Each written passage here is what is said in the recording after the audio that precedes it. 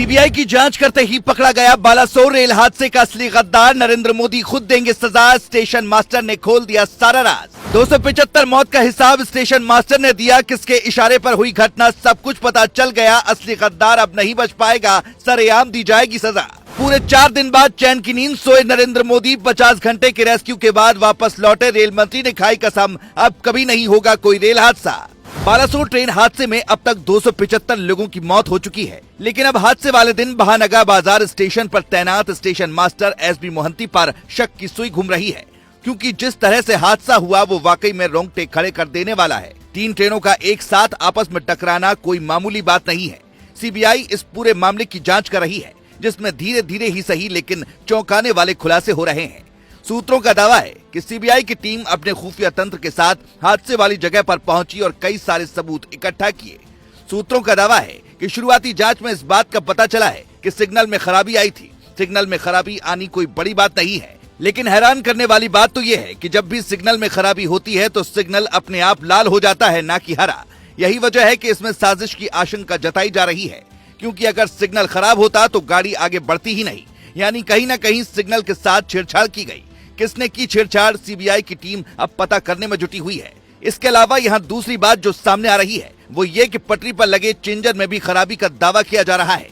खबरों के मुताबिक कोरोमंडल एक्सप्रेस को दूसरी लाइन पर भेजा गया था, लेकिन जिस लाइन पर उसे भेजा गया था उस पर वो नहीं गई थी और सामने खड़ी मालगाड़ी से वो टकरा गई थी। यही वजह है कि इसमें रेलवे के किसी कर्मचारी की मिली भगत होने की आशंका जताई जा रही है। हालांकि सच क्या है ये जांच के बाद ही पता चल पाएगा, लेकिन राहत की बात यह है कि कोरोमंडल एक्सप्रेस के लोको पायलट और असिस्टेंट लोको पायलट जिंदा हैं। यानी सीबीआई इनसे अच्छे से पूछताछ कर इस भीषण हादसे का हर एक राज का पर्दाफाश कर सकती है। लेकिन मीडिया रिपोर्ट की माने तो शुरुआती जांच में रेलवे के कर्मचारी पर ही साजिश में शामिल होने का आरोप लग रहा है। पर अब इसी पर जब विपक्ष ने राजनीति करनी शुरू कर दी तो बीजेपी ने भी विपक्ष पर जोरदार हमले बोलने शुरू कर दिए।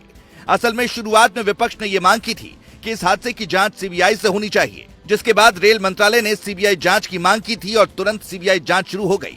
जिसके बाद पश्चिम बंगाल के भाजपा नेता शुभेंदु अधिकारी ने हादसे को लेकर ममता बनर्जी पर निशाना साधा है।